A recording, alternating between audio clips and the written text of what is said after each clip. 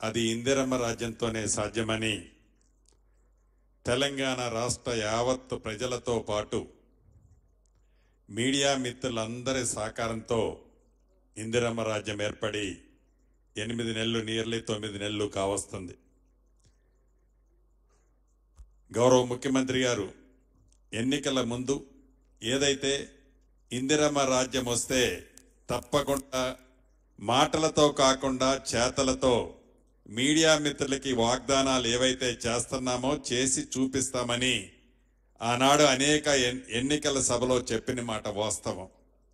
ఇందాక శ్రీనివాసరెడ్డి గారు పెద్దలు చెప్పినట్లు అన్న మాట ప్రకారం 18 సంవత్సరాల చిరకాల వాంఛ ఈనాడు నా జర్నలిస్టు సోదరులందరికీ గౌరవ ముఖ్యమంత్రి గారి ప్రోద్బలంతో సహకారంతో అనేక పర్యాయాలు శ్రీనివాసరెడ్డి గారు ఈ సంఘ ప్రతినిధులు అనేక పర్యాయాలు గౌరవ ముఖ్యమంత్రి గారితో కూర్చొని క్షుణ్ణంగా దీని మీద చర్చించడం జరిగింది. ఒకసారో 2 సార్లు కాదు. పోయినప్పుడల్లా నన్ను సున్నితంగా మందలిచ్చేవాళ్ళు కూడా, ఇంకెప్పుడు ఇస్తావు సీనన్నా, లేట్ చేస్తున్నట్టున్నావు, నువ్వు స్పీడప్ చేయి, వీలైనంత తొందరగా ఇవ్వాలి అని అనేక సార్లు మేమిద్దరం కూర్చున్నప్పుడు కూడా నన్ను సున్నితంగా మందలిచ్చిన సందర్భాలు ఉన్నాయి. కానీ దానికి టైం రావాలి. ఆ టైం ఈనాడు వచ్చింది. మనస్ఫూర్తిగా మీ అందరి పక్షాన కూడా గౌరవ ముఖ్యమంత్రి గారికి అభినందనలు, కృతజ్ఞతలు కూడా తెలియజేస్తున్నాను. ఈనాడు మీ అందరినీ వెనక చెప్పేది లక్షాధికారులను చేస్తున్నామని. లక్షాధికారులని కాదు, ఈనాడు దీంట్లో సుమారు 1105 మంది సభ్యులు, పెద్ద కోటీశ్వరులు మీరంతా. నాటు లక్షాధికారులు కాదు, మీరంతా ఈనాడు కోటీశ్వరులు. కోటేశ్వర్లని చెప్పడానికి మీ మంత్రిగా నాకు చాలా ఆనందంగా ఉంది, చాలా చాలా సంతోషంగా కూడా ఉంది. గత ప్రభుత్వంలో ఇది కంపారిజన్ కాదు.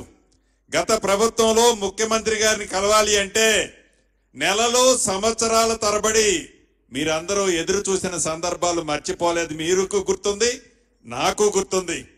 అంతేకాదు, ఏనాడు మీడియా మిత్రులు ఆ ప్రెస్ మీట్ పెట్టినప్పుడు వారికి అనుకూలమైన క్వశ్చన్లు వస్తే తప్ప ఏ మీడియా మిత్రులైనా ఆనాటి ముఖ్యమంత్రి గారిని ఇదేంటి సార్ అని అంటే కూర్చో,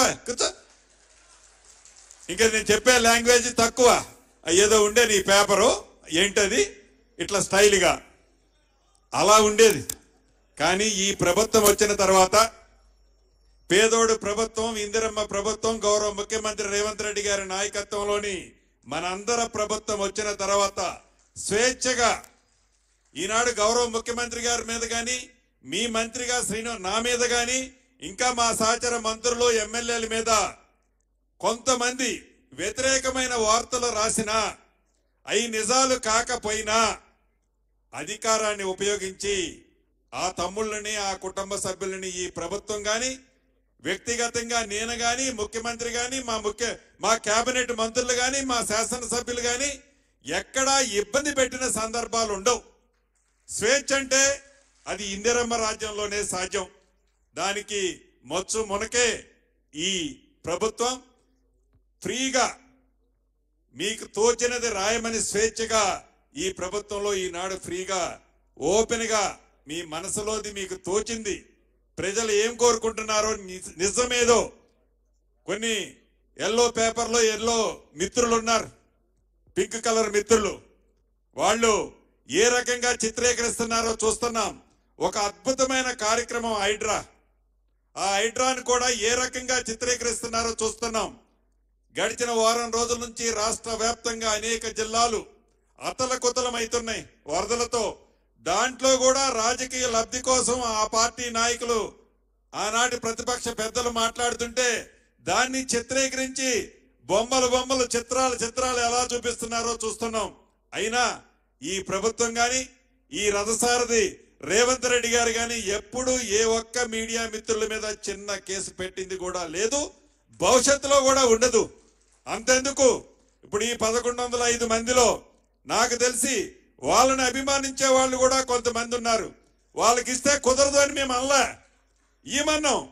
గౌరవ ముఖ్యమంత్రి గారే చెప్పారు, అట్లేమీ లేదు, వాళ్ళు మన తమ్ముళ్లే, నిజం తెలుసుకుంటారు, నిజంగా వాళ్ళు మన ద్వారా కోటేశ్వరులు ఈ ప్రభుత్వం ద్వారా అవుతున్నప్పుడు తప్పకుండా వాళ్ళలో కూడా పరివర్తన వస్తుంది అని గౌరవ ముఖ్యమంత్రి గారి ఆలోచన. అంటే ఈ ప్రభుత్వం యొక్క ఆలోచన, ఈ ప్రభుత్వం యొక్క పరితనం, ఈ ప్రభుత్వం యొక్క బ్రాడ్ మైండ్ అలా ఉంటది. అదే ఇందిరమ్మ రాజ్యం. నిజంగా ఇది